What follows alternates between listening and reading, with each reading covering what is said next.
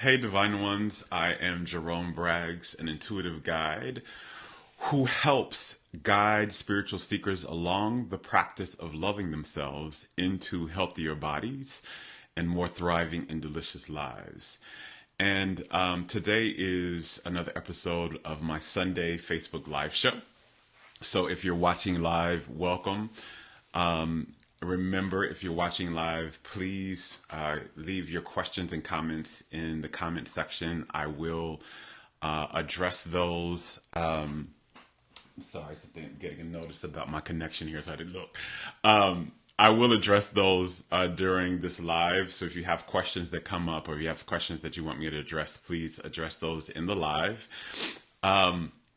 Also, if you're watching by replay and you still have questions, please press those questions, whether you're watching it on my Facebook page or on my YouTube channel. Please post your questions underneath the video as well, because I do look at your questions, I do read them, and your questions help me create future videos. And I also try to reply to your questions somehow, either in a video or in a post on my page. So please post your questions and I'll try to respond to them either live or in some future video. Today I want to talk to you about, I know last week we talked a little bit about our different needs, our physical needs as well. So the needs of our physical self, as well as the needs of our higher self. Our physical self needs are physical, and our higher self needs are emotional. So if you didn't catch that video, please go back and watch that. It was the live video I did last week. It's on my page. It's also on my YouTube channel. Please go watch that because it'll help you understand more deeply what we're going to talk about today. And even if you didn't see it, you're going to understand what we're going to talk about today. But if you watch both of these videos together, you're really going to have a really deep understanding that's going to help you in your path to healing, your path to well-being, your path to transformation, or even your path to manifestation.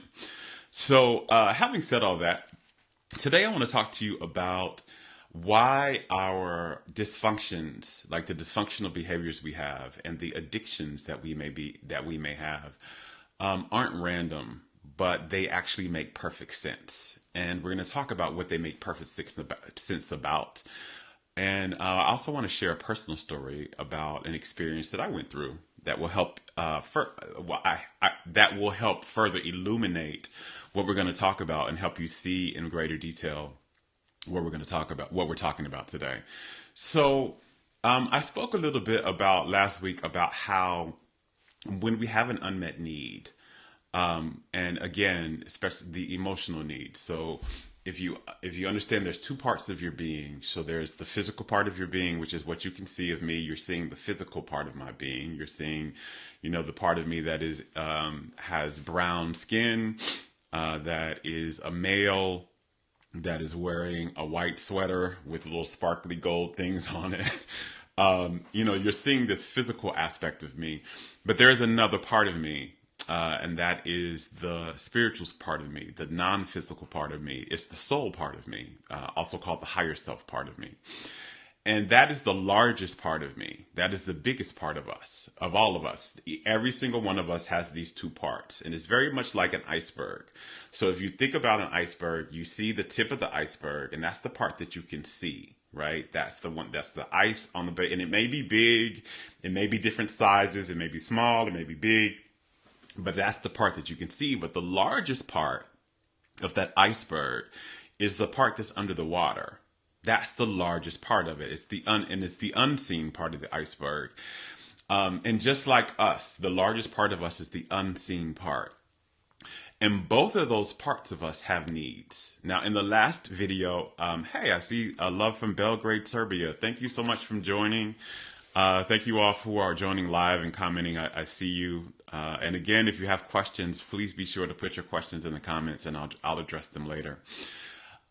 So we often think, and we're taught in our cultures, in our societies, in our schools, in our institutions, that the part of us that we can see, the physical part of us, is the only part of us, that's all that there is.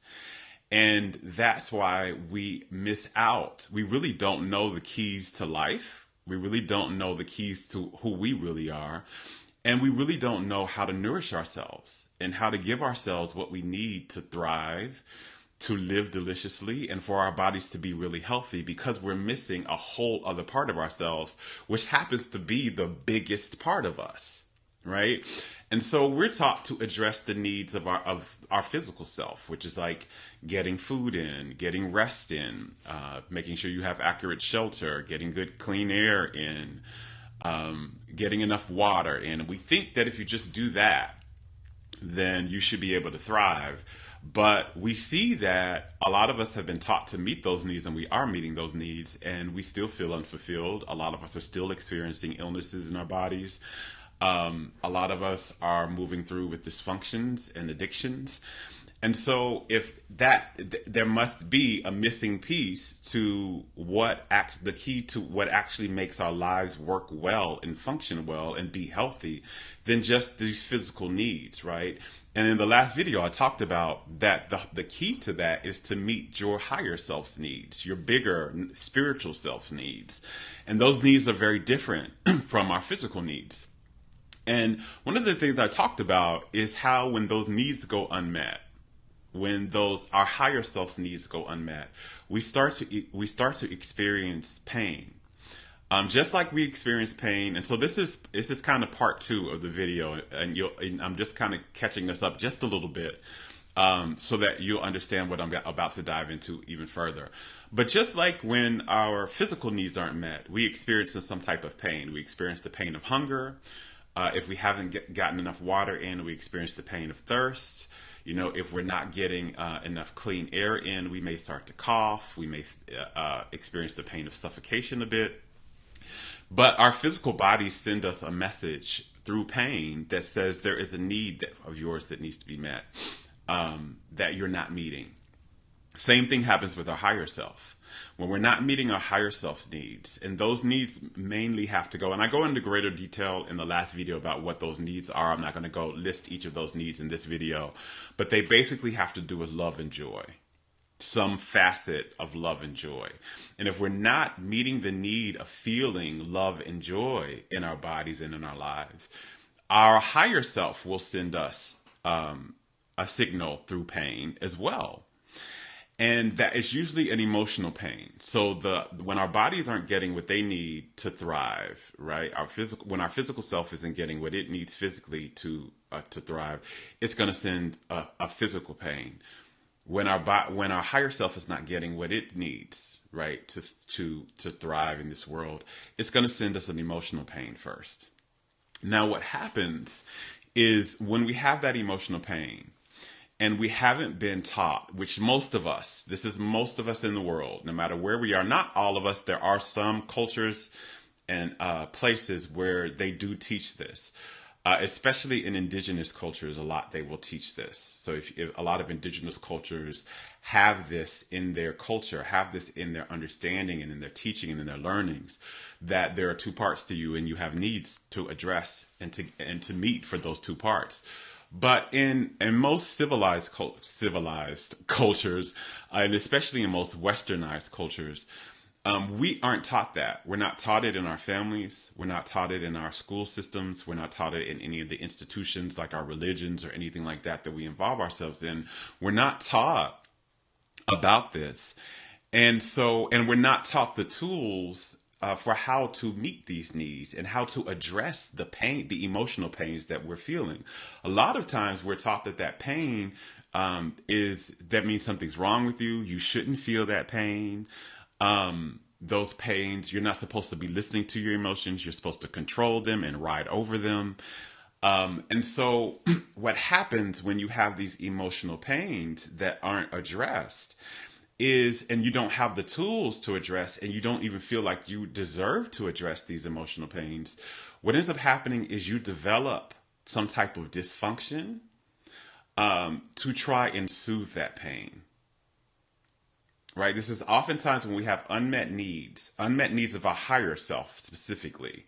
When we have unmet needs of our higher self that have gone unmet for a long time, and there are many reasons why they go unmet for a long time. They may not have been met in our childhood, right? We may not have received affection. We may not have received the knowing that we're enough as we are. We may not have received the feeling of safety in our homes. We may have been abused in some way. We may have been made to believe there was something wrong with us as we are. And so we have this emotional pain that comes up, and we're not taught how to actually address and heal that pain. So then we develop behaviors to try and soothe the pain, because nobody can go throughout their lives with unhealed emotional pain without trying to soothe it in some way, right? Either you're going to heal it, and the healing of it is to, again, embody more of the energy of love and joy in some type of way, and to develop beliefs about yourself that allow you to feel love and joy for yourself. That's the process of healing that. But if you don't get the accurate tools to heal that, what's going to end up happening is you're going to develop some type of dysfunction where you are going to try and soothe it. Right? And the soothing is not a healing, it's just a temporary fix, but you try and soothe it. And so that looks like, the soothing often looks like addiction, whether that addiction is sexual addiction, whether it is drug addiction, whether it is alcohol addiction or abuse, whether it is shopping, whether it is whatever. The addiction is actually the behavior that we develop. It's not random. It doesn't mean that, it doesn't even mean that something is wrong with you.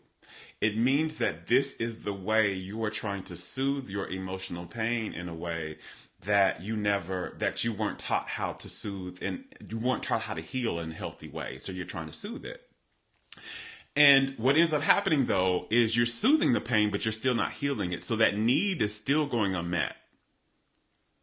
And the need is still going unmet. And so it just continues to get bigger and bigger, and the pain gets bigger and bigger and bigger and bigger, and the addiction and the dysfunction gets worse and worse and worse. Dysfunctions. So other dysfunctions outside of addictions are things like anorexia and bulimia. That's the something a behavior we elicit when we're trying to soothe the pain of not feeling enough, not feeling beautiful enough, or lovable enough. There are many different dysfunctions and addictions that arise out of us when we have an unmet emotional need for love and joy. And so again, the need for love is the need for to feel enough and lovable and worthy, to feel a sense of belonging and have deep, fulfilling connections, to feel like you're seen and you're valued and you're supported. Right? So that's kind of the basis. There's other facets of that, but those is kind of the basis. The joy is when you aren't connected, you don't have a consistent and frequent connection to your passions, like what makes you feel most alive, the things that you enjoy doing. So you're doing a lot of work, that you're doing work for money, but it's not work that makes you feel alive. It may actually drain you or make you feel suppressed or make you feel very stressed. When you don't have a lot of pleasure in your life, you're not having a lot of fun in your life doesn't feel fun, it doesn't feel pleasurable, you don't have a sense of happiness and joy in your experience. These are needs. Your higher self you need to feel those emotions in your vibration. And when you are meeting those, you hear a lot in spirituality and New Age, and even though this is my crew, this is my field, this is my whole thing, right? But you hear a lot in this field about raising your vibration, and we make it think that it's about, drinking green juice or just meditating all day, or doing the vision boards, or going to that manifestation retreat or workshop. And while those things are beneficial in some areas, what they're teaching you is temporary, very temporary procedures and techniques for raising your vibrations that don't really fully affect the full arc of your life experience and the outcome of your life experience on a consistent basis. What does raise your vibration is when your life energy is charged through your body and you have a high level of life energy, life force energy in your body. And I've talked a lot about life force energy and what it is. And what charges life force energy through your body more than anything and keeps it charged is when you meet your emotional needs on a consistent basis. So I want to share a personal story with you all about this, about why. So what I want to share a personal story with you that'll help you understand like how our dysfunctions and addictions arise out of unmet needs, and why I'm saying that our dysfunctions aren't random. They don't just come out of nowhere. You don't just choose them out of nothing. No soul having a human experience would just choose to have a dysfunction or an addiction out of nowhere. That arises out of having an unmet need that you don't know how to meet, and you're still experiencing the emotional pain from that unmet need, and you trying to soothe it, because having an emotional pain like that is highly painful, is suffering, and you are trying to soothe your suffering in the only way that you know how. It just so happens to be a toxic way. And so I want to share with you, because, and I don't, everything I teach here, everything I teach my clients, everything I teach you all here in these videos and on my page and in my classes, in my workshops, all of that is not stuff that, I've read about. Just stuff I've read about or that I sat in a workshop and learned. This is actual stuff that I had to live through myself. And I lived through the understanding of it, and I lived through the healing of it. And so that's why I'm sharing the wisdom from this experience. All of this stuff kind of, either arose before my near-death experience, but most of the stuff I'm talking about arose in my journey after my near-death experience. So what I want to share with you is my own experience with addiction, with a certain addiction, and what I did to heal myself, and why I learned that my addiction made sense. It made sense. It wasn't just some random thing that was happening. It wasn't that there was something wrong with me. It was just a message that there was something missing from me that needed to be met. And this was the toxic way. The addiction is the toxic way that I was trying to meet it. So the thing the addiction that I had in my 20s, all throughout my 20s, was I had a sex addiction. And I've talked about this a little bit before, but if you're new to me, you probably have not heard this story, and you definitely haven't heard me speak about it in this way. So even if you've heard this, you may want to still tune in, because I'm going to speak about this in a different way than I've ever spoken about it before. And a lot of people, when I say I had a sex addiction in my 20s, will say, well, you're 20. Of course, your hormones are raging. That's the time when most of us want to seek sexual connection. It makes sense. It wasn't an addiction. You were just being, 20 something. And there is a very difference. And I highly disagree. And I know myself, and I know what was going on with myself, but also I've worked with many people with addictions. I've had many clients that I've helped, through addiction, especially with sex addiction. And there's a difference between, healthily wanting to sexually connect with another person because you want the experience of fun and pleasure and oneness with that person. Because that's really, the oneness part is really a huge part of sex. That's how we experience as souls having human experiences. So sex is a physical action we take to experience oneness on a high level. Because when you're having sex with someone, you are literally experiencing the oneness energy between the two of you. But there's a difference between wanting to have, the desire to have a sexual connection with somebody because you want to experience pleasure, fun, and oneness with them, than the desire to have a sexual connection with somebody because you're wanting to soothe the pain. That's very different. That is very different. The act may be similar, but the inspiration to the act is not. One is coming from a place of passion and fun and alignment with the energy of your soul. The other is coming from misalignment with the energy of your soul, and it's coming from pain and wound, right? And no matter what that pain is, if you're using sex to try and soothe an internal pain that you have, right, then that's an addiction. And I love how there is a beautiful teacher out there called Dr. Gabor Mate. I think he is a physician, and he was a trained medical physician, but he does a lot of work in the area of addiction and spirituality, and helping us understand the real spiritual causes behind addiction and even disease.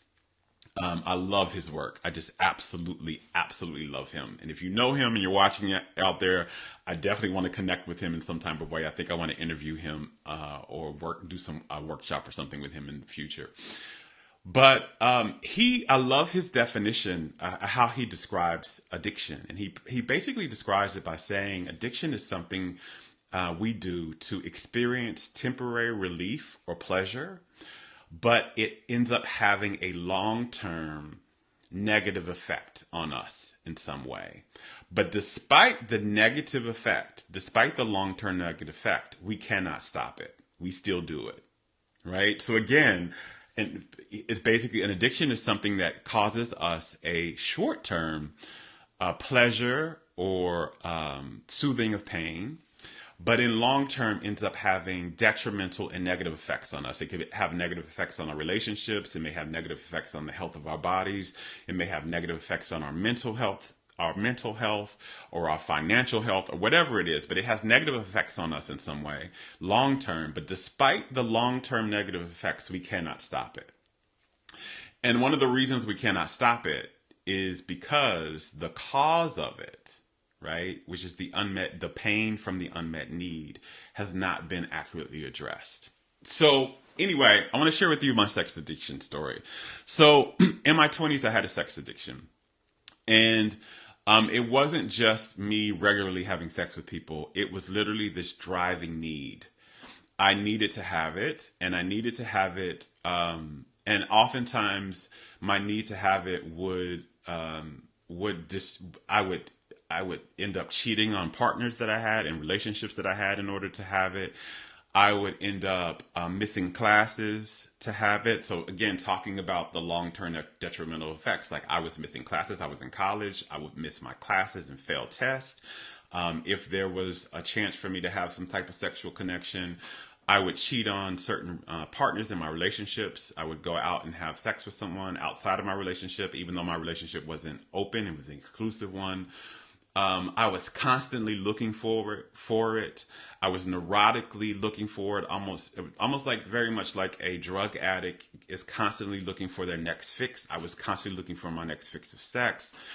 And I also was not, if I also wouldn't always practice what was healthy for me in the sexual act. Like if the person that I was getting ready to have sex with didn't want to use condoms, a lot of times I would just go along with it, even though I thought that was dangerous, because the thought of not having the sex was more scary to me than the thought of catching some type of disease through unprotected sex. So I was willing to risk my physical health in order to have sex. Like this is again the determining factors behind kind of how you can tell if you have an addiction. You're willing to put certain things, your well-being at risk to meet this addiction, to do this. You are willing to have negative effects, like I'm willing to fail a class, you miss a test in order to have sex. I'm willing to put everything else in jeopardy in order to meet this, right? And what I knew really was that I was, and I had an awareness. I just didn't have a deep awareness until I had my near-death experience.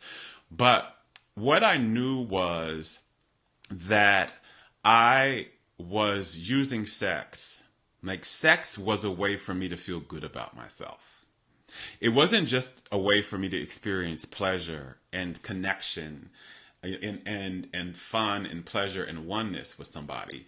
It was a way for me to feel good about myself, because as a kid, I was made fun of for my size. I was bigger than other kids. So I was made to believe that being bigger meant I was unlovable and I was unattractive and I was undesirable.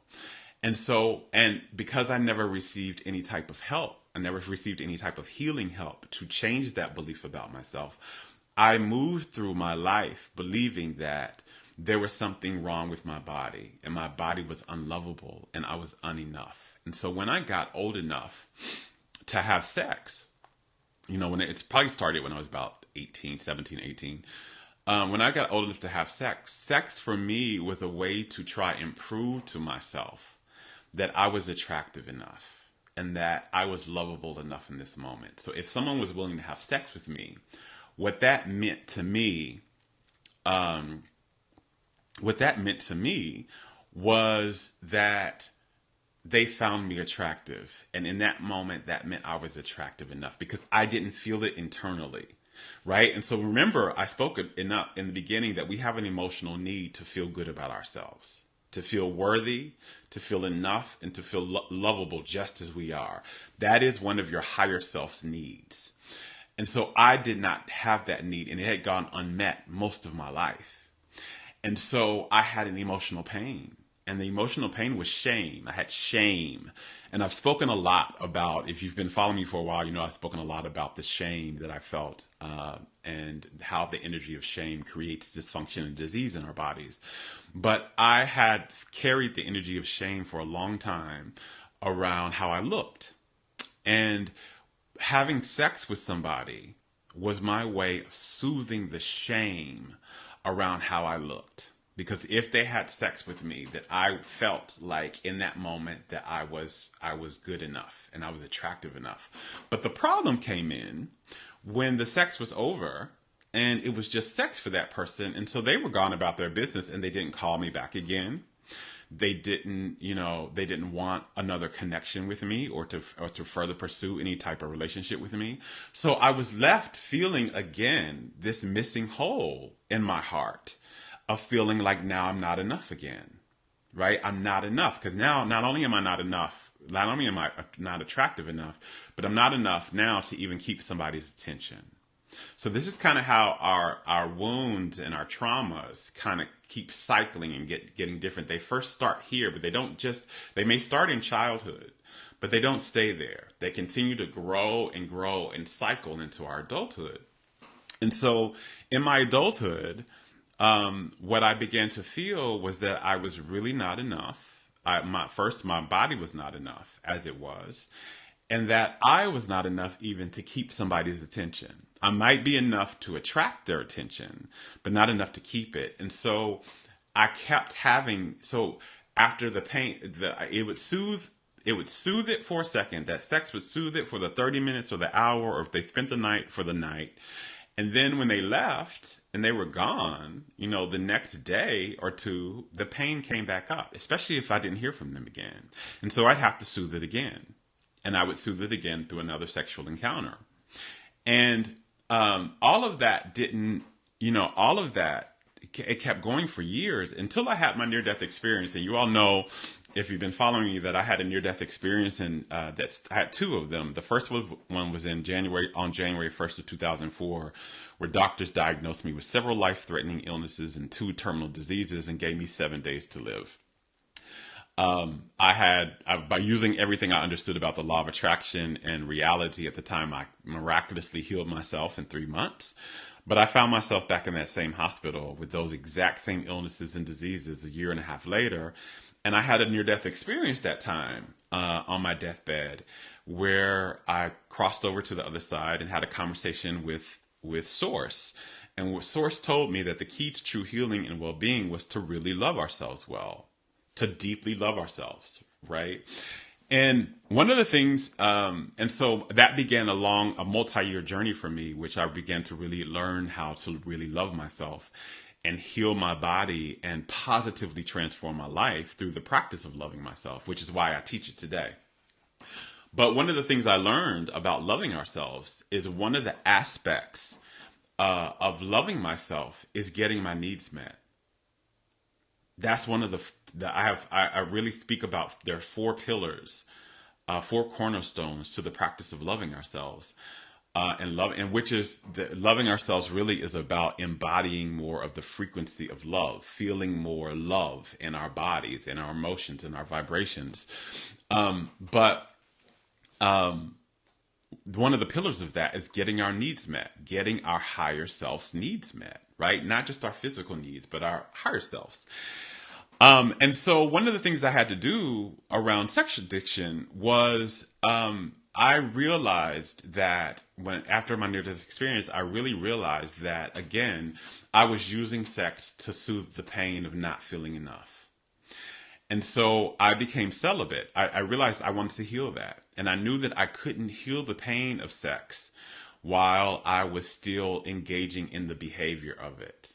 For me, I'm not saying that a lot of people, complete abstinence of something is the answer to completely healing yourself from something, because sometimes it's absolutely not.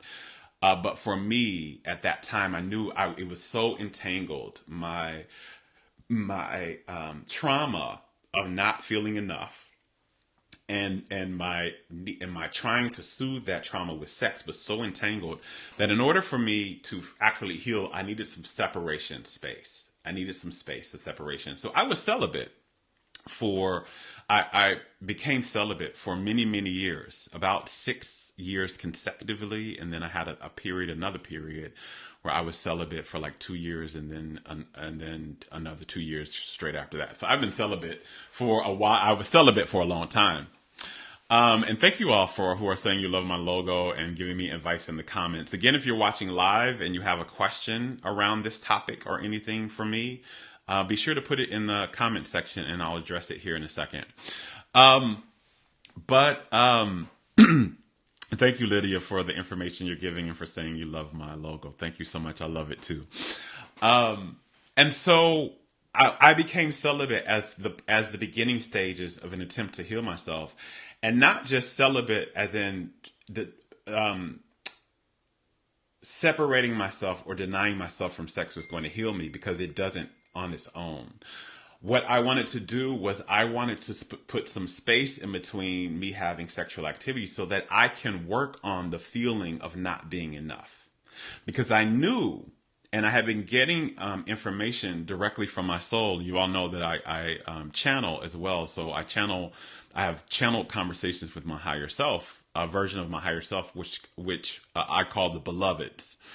And so I would have conversations with the beloveds around this, and to know that I needed to do some deep work on feeling enough, right? And so I took those years of celibacy to really dive deeper into working on feeling enough, working on really learning how to feel good about my body and to feel worthy about myself and to feel accept and appreciate myself as I was. And the more I began to do that, work, which was again meeting the need, right? One of the main needs of our higher self is to feel good about ourselves as we are. And so, that's the work I began to do. I began to meet that need. And the more I began to do that work of feeling enough and feeling lovable and releasing the shame from myself and releasing all the judgment and the criticism I had about myself and all the internalized messages that I had from external entities, right? From the kids at school or people in my family or anything like that. The more I began to release those messages from those people, the more I began to feel love and appreciation for myself and to feel good about myself. What I began to realize was the dysfunction that I had, the addiction and the drive and the need for sex like that began to change on its own, right? It began to change on its own, and all I did was that. All I did was work on feeling enough. And it changed and it healed. And so I no longer had this drive to try and soothe this pain in this way, because the pain was no longer there. I didn't have the pain anymore of shame. I felt and now continue to feel really good about myself. I felt really good about how I looked, no matter what size or shape I've been. If you've been following my journey, I've been many sizes. I've been this size. I've been bigger, way bigger than this size. I've been way smaller than this size. And in every size that I've been in, I felt good about myself, and I felt lovable, and I felt attractive, and I felt enough. And that changed that my experience with sex. Now, I still desire sex, but I desire it from the healthy way now, right? I desire it for the pleasure of it and the fun of it, and to experience a oneness with the person, and not because I am trying to soothe the pain. And what I've realized is, now that that pain is gone, I don't desire it as frequently. Now, I let's get this really clear. Let's get this out there and clear this up. I really love sex. I enjoy it, but I don't have to have it like 7 times a day that like I used to when I was in my dysfunction. I also don't like, sex doesn't take precedence over my well-being, right? If I have an offer to engage in a sexual experience with somebody I really like, but there's something else over here that I need to do, right? That I need to do for my finances, or I need to do for my own personal well-being or something. My well-being takes precedence. It takes precedence, right? Over that. Where when we're in addiction, the addiction takes precedence over our well-being. So this is what helped. Feeling enough helped me heal. And if you've also followed my journey, feeling enough was also another key in healing my body as well. It wasn't the only key, but this is one of the things: when we meet our needs, when we meet our emotional needs, to feel enough and lovable, to feel loved, which means we feel seen and valued and supported by others. We have a sense of belonging and community and connection. When we have enough joy, we have passion, and we're doing work that we love, and we're having a lot of fun in our lives, and we're having a healthy and consistent relationship with pleasure. We don't get the desire to engage in any type of dysfunction or addiction. This is why I say, I've seen it. This is when I work with a lot of clients who have come to me with some type of addiction, especially sex addictions, but I worked with many type people that have had different addictions. When we do the work of loving themselves, and one of the main things is, again, feeling good about yourself is one of the pillars. Another pillar is getting your needs met, right? Oftentimes when we just do those two things, when we work on feeling good about yourself and getting your needs met, the dysfunction and the addiction disappears on its own. And this is something I say a lot. A lot of this dysfunctional behavior, these people who are committing violence and the wars and the addictions and the killings of each other, if we were taught to accurately and efficiently and effectively love ourselves, if all of us were, we wouldn't see that in the world. That wouldn't be there. That arises out of a lack of self-love. Somehow those people's needs were not met. They weren't met either because they didn't have a feeling of safety in their lives, and so eliciting violence on another person is how they feel safe. They weren't made to feel empowered in their lives. They were made to feel disempowered. And so controlling another person or enslaving another person is how they have to try and soothe that pain of feeling disempowered. You know, waging war is like, it's all people trying to find a way to feel good about themselves or to get a need met. But they're going about trying to meet that need in a dysfunctional and a toxic way.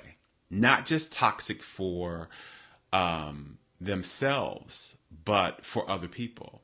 And this is also the same case when all of our addictions, when we are, because an addiction is withholding of a love from, when we're withholding love from ourselves, we don't have love to give to another. So we don't fully love someone else. And so when we show up for them, we're showing up in a way that is often unloving of them. So I wanted to say all of that. If you all have any questions, I'd love to answer those questions, but I just wanted to take this live to really go deeper into understanding that our dysfunctions and our addictions aren't random. They make perfect sense. and the sense that they're making, if you're experiencing any type of dysfunction in your life or addiction in your life, know that it makes sense and it's pointing you to some type of an emotional need or vibrational need, energetic need that you've just not been taught how to meet. And the way to healing that and to releasing that dysfunction and addiction to yourself is to do the work of loving yourself, to really loving yourself. And one of the aspects of that practice is to understanding what you've been missing, what needs you've been missing for connection or joy or feeling empowered or safety or whatever that is, right? Whatever aspect of love, because those are all aspects of love. Whatever aspect of love you've been missing, doing the work of loving yourself so that you can meet that need on a consistent basis. You can meet it in your thought patterns. You can meet it in the choices that you make for yourself. And you can meet it in the lifestyle that you build for yourself so that your needs are consistently being met, so that you feel good about yourself. You think thoughts and have beliefs that make you feel good about yourself and that make you feel safe and make you feel loved, and that you begin to live a lifestyle that makes you feel those things as well. So I'm going to read some of your comments here before I go out. If you're live, now's the time to put your questions in. Yes, many of you all are agreeing and saying, there's a question here. How do I know the higher self needs? So if you'll go to my last live video that I did last week, I go into detail about what those are, specifically the top 4 needs of our higher selves. I go into great detail about what those are, and just watch that video. And it's also going to be on my YouTube channel. I think I said earlier that it's on my YouTube channel, but I don't know if I uploaded it yet. I will do that today for sure. So if you're watching this on YouTube and you want to follow the YouTube one, it's going to be called Our Higher Self Needs, Getting Our Higher Self Needs Met. But it's the live video. It's the last live video that's posted on my Facebook page. You can watch that in great detail. I go in great detail about what those are in that video. Another question. Oh, thank you, Cheryl. She says, I love how compassionately I speak. Many of you are saying you love Dr. Mate's work. Yes, if you want to go deeper into understanding this particular practice, one, this is what I do. If you would like some help in healing yourself from something like that, I'd highly recommend booking a session with me, but also following Dr. Gabor Mate has some beautiful things to say about this. And then Johann Hari, Johannn Hari, is another person who speaks about this. I love Johann's message around this. He's right on time. They don't necessarily talk about it in this. I learned this through my own journey, through my healing journey that arose after my near-death experience. I don't hear a lot of people speaking about the higher self's needs. They may say that they're psychological, and a lot of people are talking about it from that perspective, but what it really is your higher self. It's your non-physical self. It has needs as well. And what a need is something that you need to have in your life consistently and frequently in order to experience well-being and wellness, to experience well-being in your life and wellness in your body. Right. And so your higher self has things that you need, because when we meet our higher self's needs, we begin to align with our higher selves. You hear a lot of in New Age and New Thought and metaphysics, you'll hear a lot of people speak about alignment. And that is beginning to align our vibration, our thought processes, and how we feel about ourselves with our higher self's thought processes and how our higher self feels about us. And when we are in alignment, all things work well, right? Well, the key to alignment is to love yourself. That was the key that I found in my near-death experience that I was told directly was like the missing key, and the secret behind the law of attraction is to love yourself. Loving yourself puts you in alignment. Loving yourself heals you. Loving yourself transforms you positively. Loving yourself is the key to manifesting your innermost desires. And if you want to know why, follow this page, follow my work. I'm going to be talking a lot more about all of that. But I really wanted to just take some time today to talk about how I don't see many questions. Let me see. Oh, yes, I had one last. I have time for maybe two more questions. Here's one. So if you have a question, I'm only taking two more. Uh, Joseph, hey Jerome, it seems that loving yourself has become a catchphrase, but nobody actually knows what it looks like. If you've been following me, I talk a lot about it. That's really what my work is all about, is helping you actually do the practice of it. There is a lot of talk about loving ourselves. Oftentimes, when we hear the talk about loving ourselves, it looks, what people make it look like is it means drinking green juice, or eating a really healthy diet, or taking a vacation, or getting a massage. And oftentimes, we do those things because we're not loving ourselves. Like, we do those things as damage control from not loving ourselves. Loving ourselves, in essence, in like the very simplest way that I can say, and again, I teach 4 pillars to loving yourself. This is what I learned directly from Source, in my near-death experience and the healing journey that followed it. But really, in the simplest way that I can put it, loving ourselves is the practice of embodying more of the frequency of love, of the vibration of love.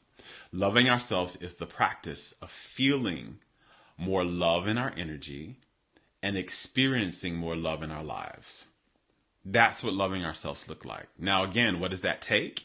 There's 4 pillars to that, right? And I speak a lot about that in my work, and I'll be doing more videos on that and classes on that and workshops on that.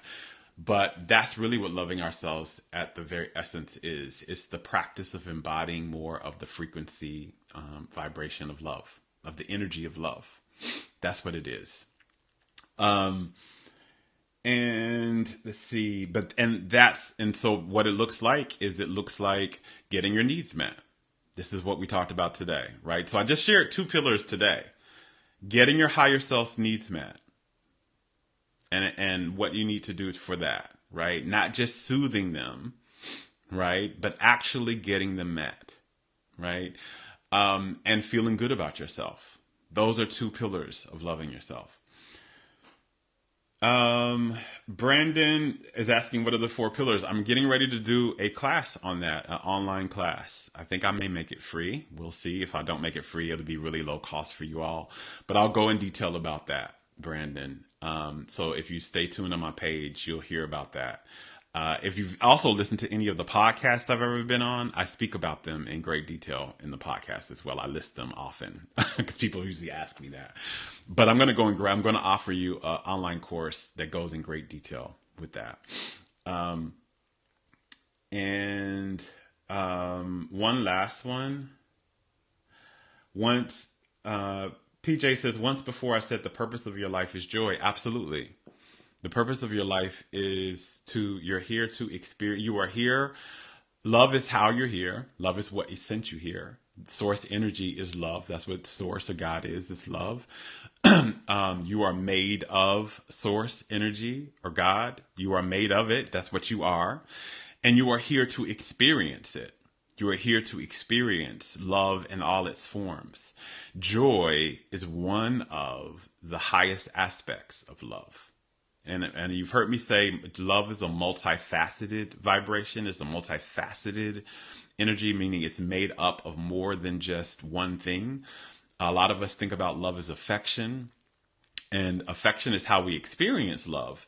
But it's way more than just acceptance and appreciation. Love, another big aspect of love is joy, right? Another big aspect of love is empowerment and ease, right? Another big aspect of love is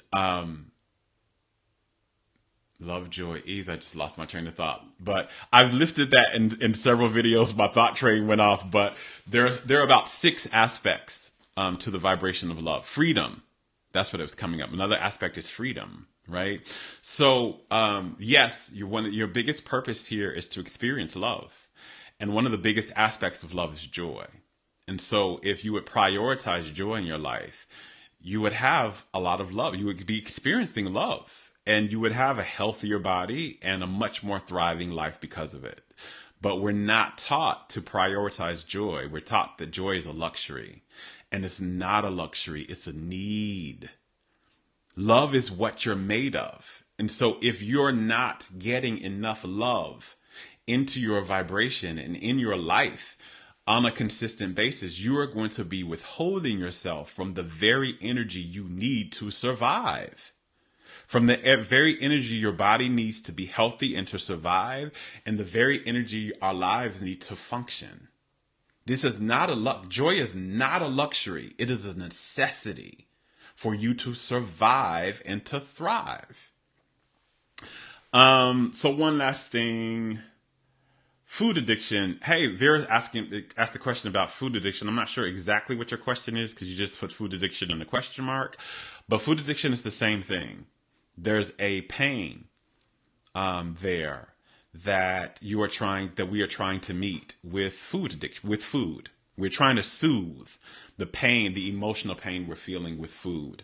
A lot of times when there's not enough joy in our lives, we'll try to soothe the pain of feeling joyless and unfulfilled with food, because food makes us feel fulfilled in that moment. Right? It makes us feel pleasure in that moment. When we don't have enough pleasure in our lives, we seek it through food oftentimes.